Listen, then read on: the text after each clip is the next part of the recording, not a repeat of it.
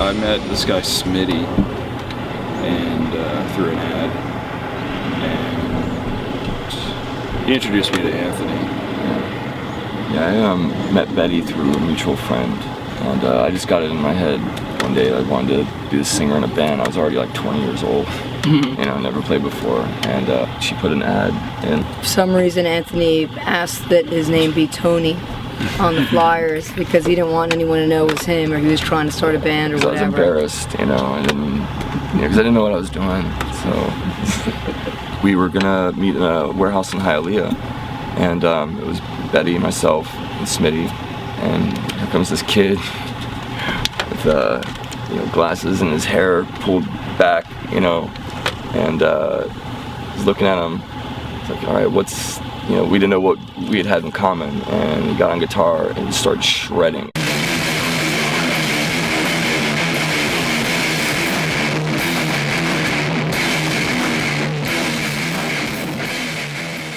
With my limitations, on guitar, it's like, well, I'm not gonna be able to do anything that complex.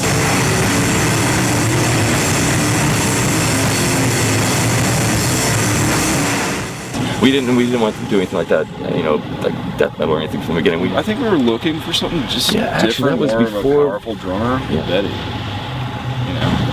it's definitely what we were looking for.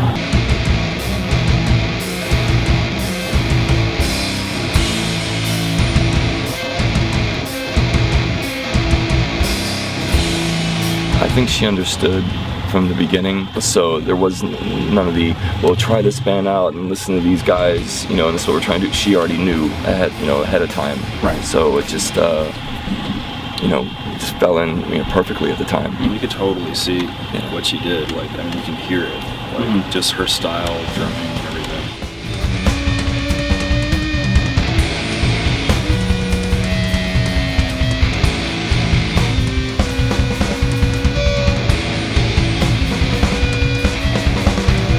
We did a couple shows, like locally. Yeah. We weren't like, it wasn't like a business thing, or it was just all about just pleasing ourselves, in fact, Nothing contrived about it. Again, it was just really something that we wanted to hear, We wanted to just do something, again, powerful and what we thought was beautiful, and just, it evoked something,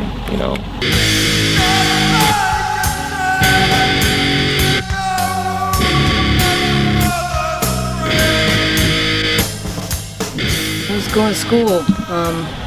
It was just not the kind of thing that would have worked out well because I wasn't here all the time.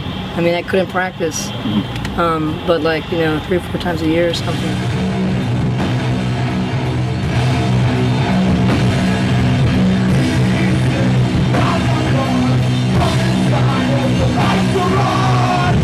Always mentioned, Steve and Anthony, and how the band had certain a characteristic that was different than anything else that I would even have been aware of. I think it wasn't too much longer before we got together to start practicing. Yeah. We set up in my parents' house in Kendall, and they had redone the garage. And I remember meeting Betty there for the first time as well. We kept bouncing back a little bit between the drummers. A little bit of a mix. Yeah, because Betty in early days recorded some of Jeff's house, Chelsea Girl Blues.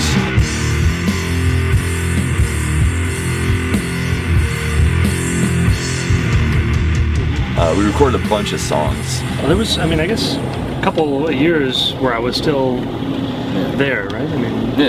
Before I left in '94 to go to Atlanta, and for a while we were just playing shows in Gainesville. Just me and Steve would drive down, Anthony would drive up, and we would meet in Gainesville. And I guess that's how the whole rumor about Gainesville being our hometown started.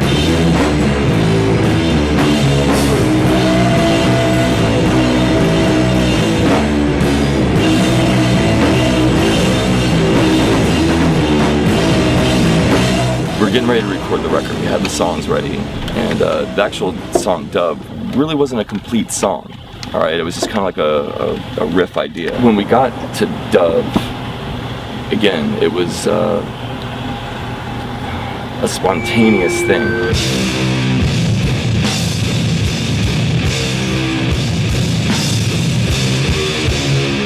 could just feel something emanating from it. So much that these like metal guys had come into the engineer's room, and when we were done, the engineer was like, "Those guys, man," they walked around like, "What the fuck is this?"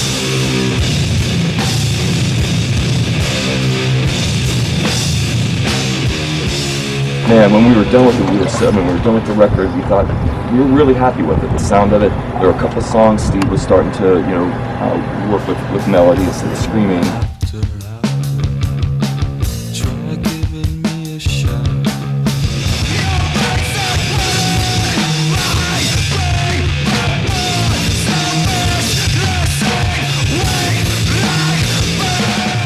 And that's what sunk it, because we sent it to Brad at Rhetoric Records, and he's like, "Well, a couple songs aren't heavy enough." And we're like, "Man, have you listened? I mean, we really felt like this would be a great debut album." And with that, it really just, we were really dejected by it. And Steve has always wanted to just forget the past, move forward. He's like, "You know what, fuck it, let's just do a whole new record."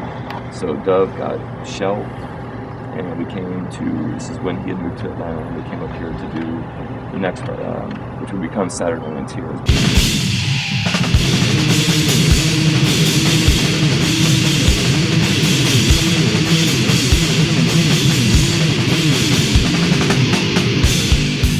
We got together and we had the songs, most of them, I mean, I don't think we wrote any songs at that time, right? I think you and I were getting together. Yeah. I had a couple things that I'd worked on. So we just kind of threw it together. Yeah, kind of last we were minute. doing it, yeah. In the end, though, we just weren't happy with how it all sounded, the production of it. I thought it just didn't do justice to The songs, yeah. yeah. It was the, from my perspective, listening back to that stuff, I felt like I was in my prime.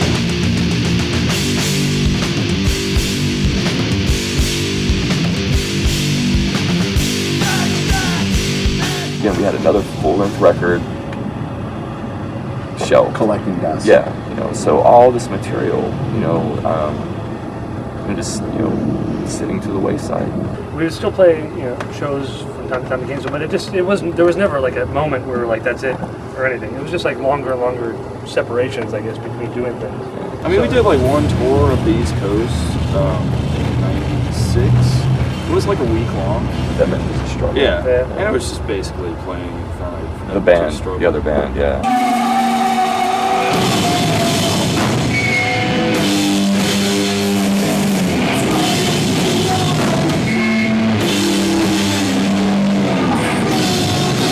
There's a picture of us playing at the Utility House in the box set, and you can see in the audience Henry's there.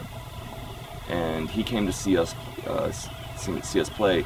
We just hit it off, man. Well, I saw his band, and I was like, "This guy's killing it, man." He really played.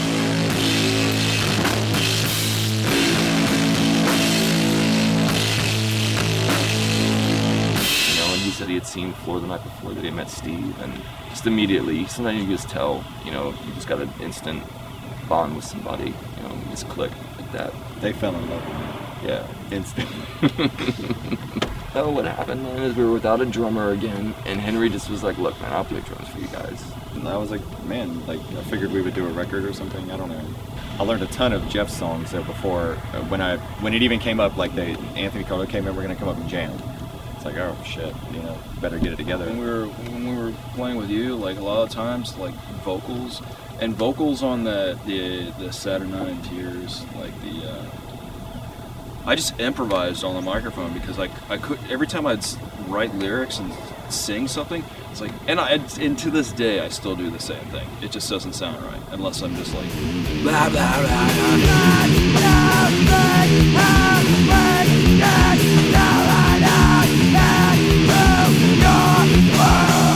I think it changed the whole vocal approach, the way that a lot of people in the style of music that was going on, at least. I mean, the melody had been there, but I think, the screaming thing was still like, you could still scream on a song or two and be like, oh, let's get all burly.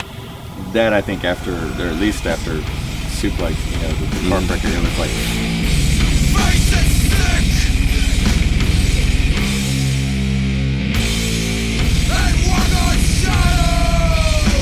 They were singing, but it was still, melodic. rock. Yeah, there was very a melody melodic. to it. Yeah. A lot of the stuff that was on the self-titled record had been written through our lifespan, I guess. And then with Henry, like, we started writing more jams and stuff like that. And then when we were about to do the record, we just tried it and it worked.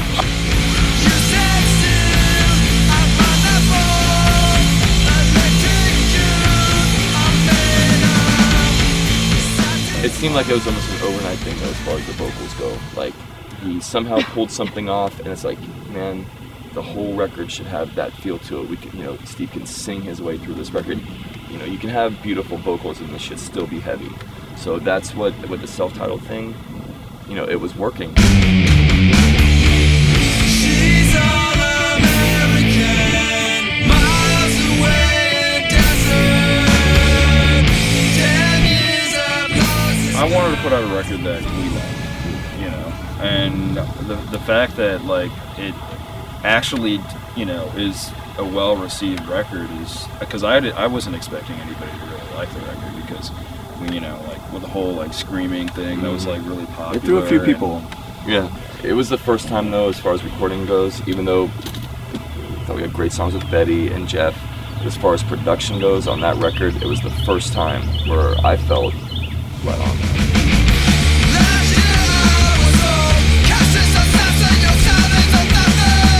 Touring was difficult though. We tried to be professional. We tried to kick into that mode, be a touring band mode,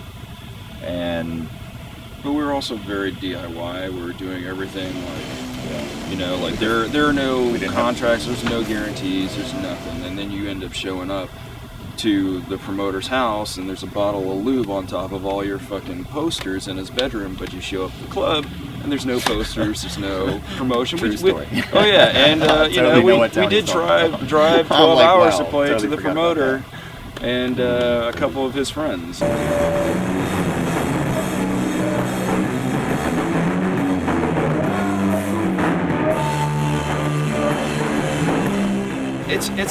It's like nobody gives a shit about you until nobody else heard about us either until we broke up.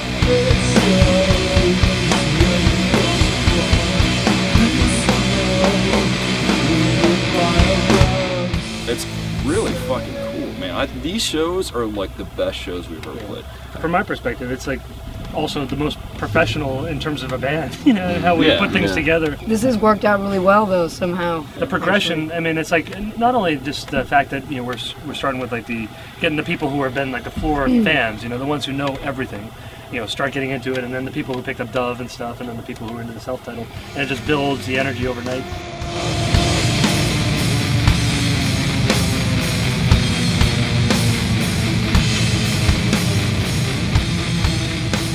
Everybody's showing up to the shows for the same reason. It's really just for the positive. It's a very positive. It's very positive. Celebration. And it is a celebration. And I don't know. It's just real. The whole We put a lot of heart in it, man. Even back in the day. Yeah. And man, for people to get it and being able to, do this after all those years, it's a vindication, man. It feels beautiful. It feels great.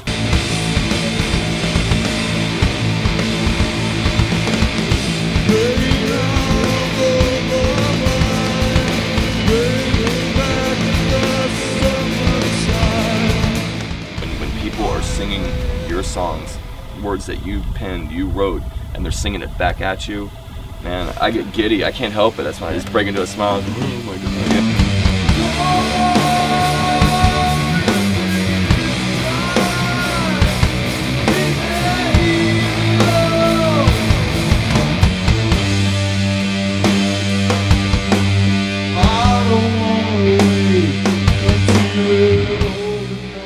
I think there's a lot of focus, and the fact that we make a lot of people happy is very positive in a way, at least from what I've seen.